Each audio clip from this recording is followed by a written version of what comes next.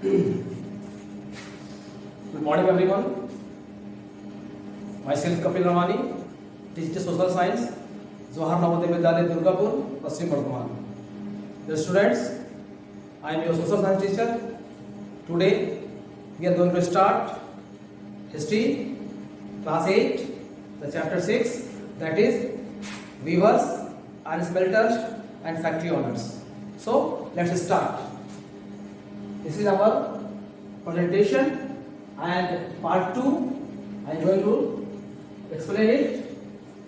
Chapter 6, weavers, iron smelters and factory owners. Okay.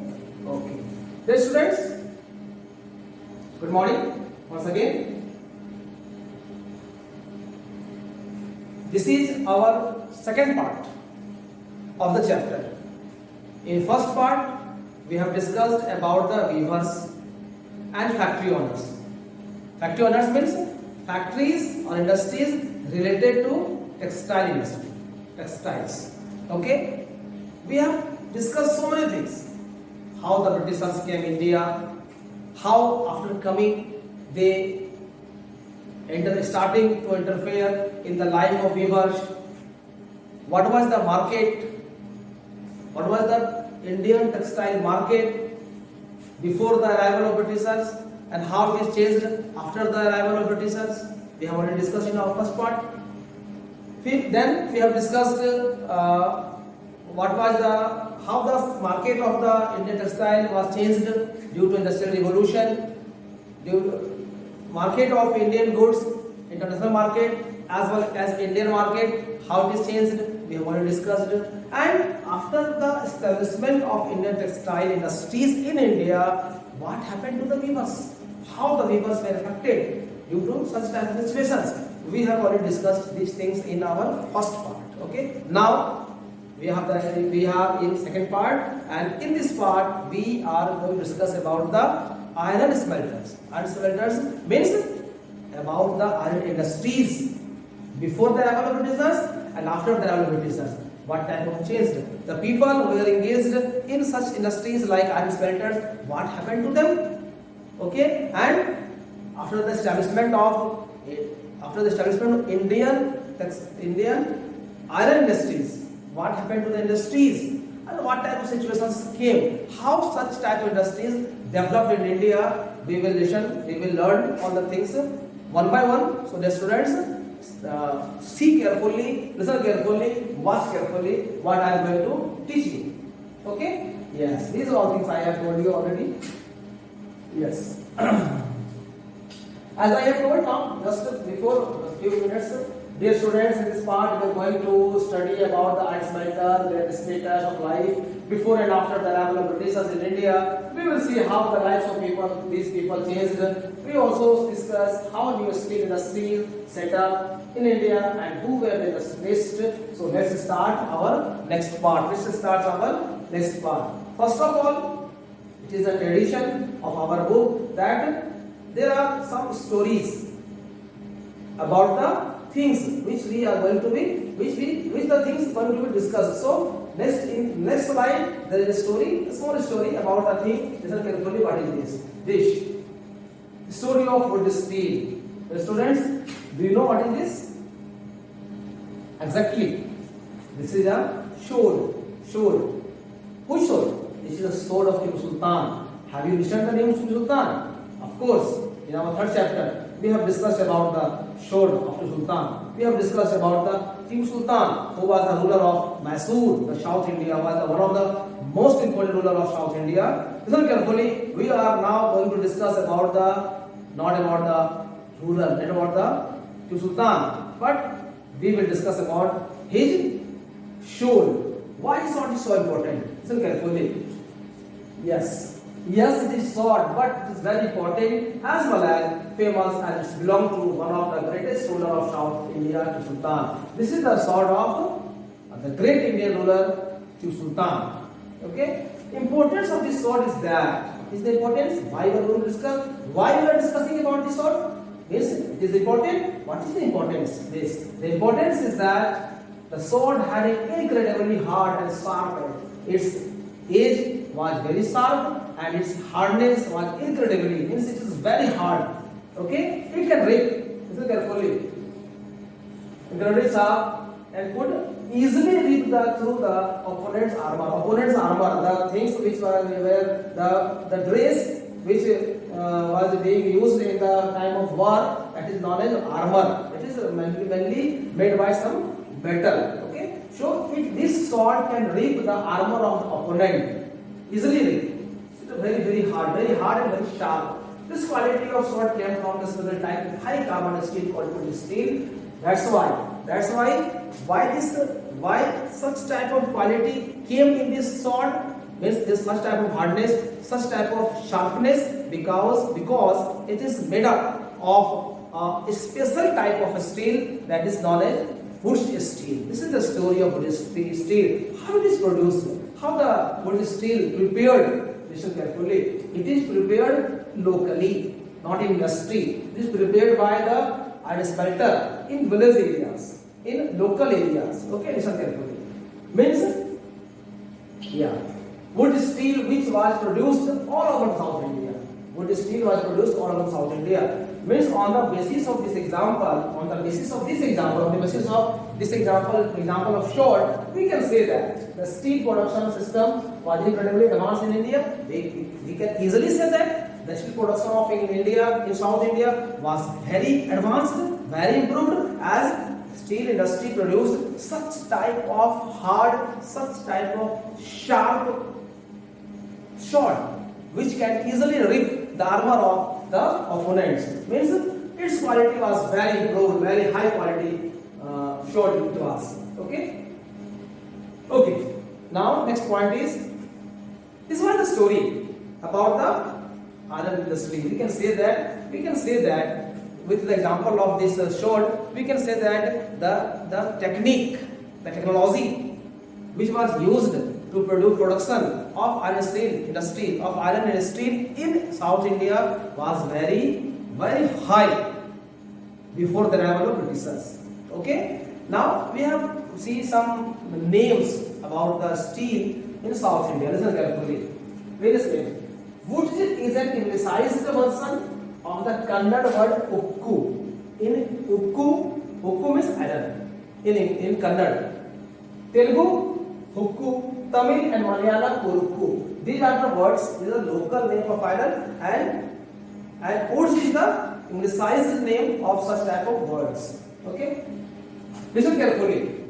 We will see in our next slide, next point, that how the Indian iron industry was advanced, how they were important. So many foreign scholars, scientists, they are also interested to study about this. Indian wood steel fascinated American scientists. Michael Faraday, hybridization about the Michael Faraday. Name 100%. You have absolutely relation. I know.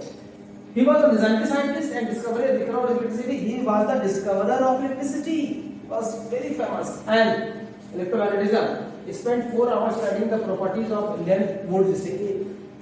Michael Faraday studied.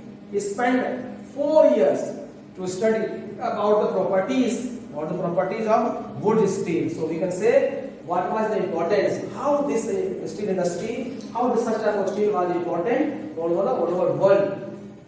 However, the wood steel making process, which was so widely known in South India, was completely lost by the mid-19th century. However, what happened?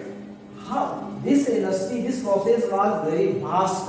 Instead of that, this industry was lost due to various reasons. What is the reason? The main reason is Britishers. Okay? Can you guess why this was? The sword and armor making industry died with the conquest of India by Britishers. When Britishers conquered to the South India, then all the areas were captured by Britishers. So no industries were continued to produce their production as Britishers controlled them, and again Britishers started to import the steel and iron from England. So Indian iron smelting industries fully declined. The sword and armor industry died with the conquest of India by Britishers. Imports from iron and steel from England displaced the iron and steel production craft person in India. Okay. Now next point, abundant furnaces in villages.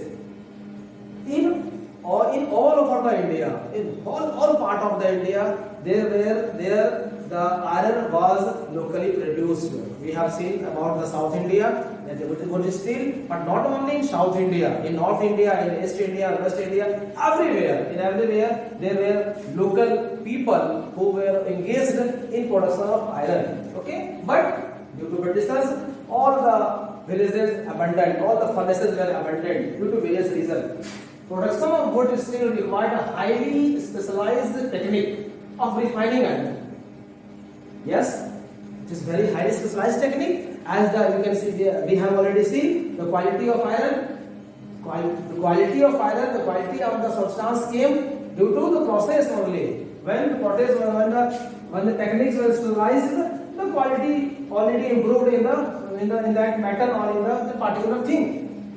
In Bihar and Central India, in particular, every district had a smelter that used local deposits of iron ore to produce iron, which was widely used for manufacture of implements and tools of daily use.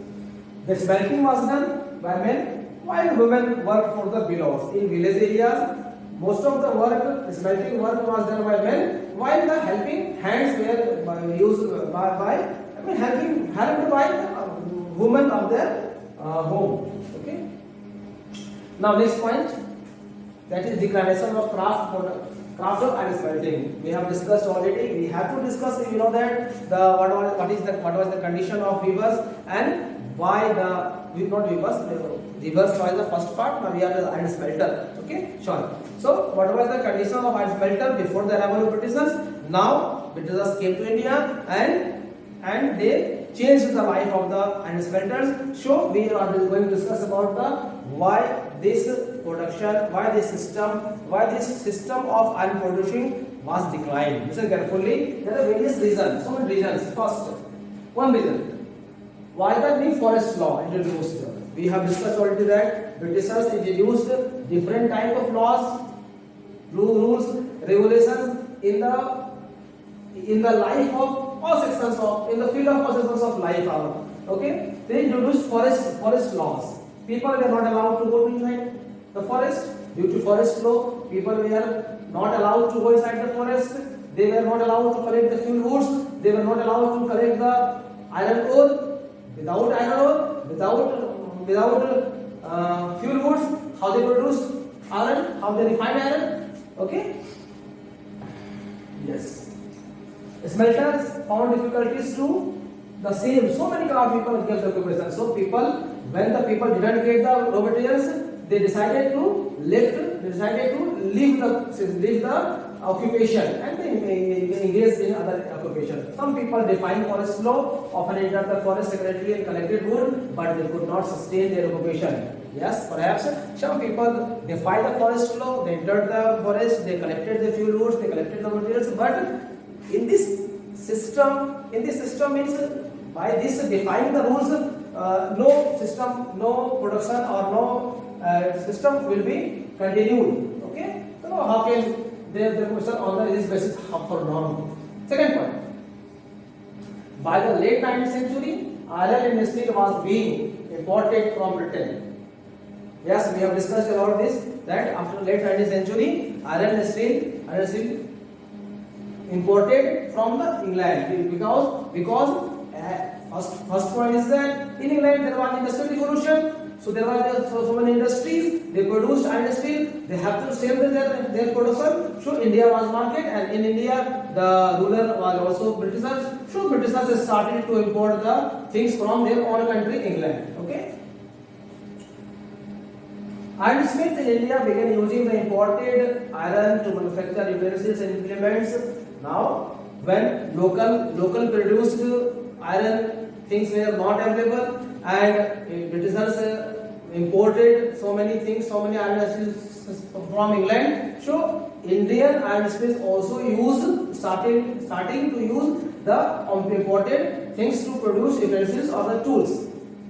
This inexplicably lowered the demand for iron production local smelters. Due to these reasons, local iron smelters were declined. By the early 20th century, the artisans producing iron steel faced new competition, but now the worst was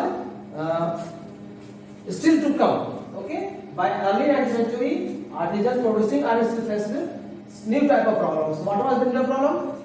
Now in India, industries were also starting to establish. So it is also a new type of problems for the smelters. Okay. Yes. Again, here is the story. So first of all, we will read about the story. Then we will discuss what is this. Okay. You can see there are two photos, father and son. Who was he? Who was he? It is written here. Try to understand.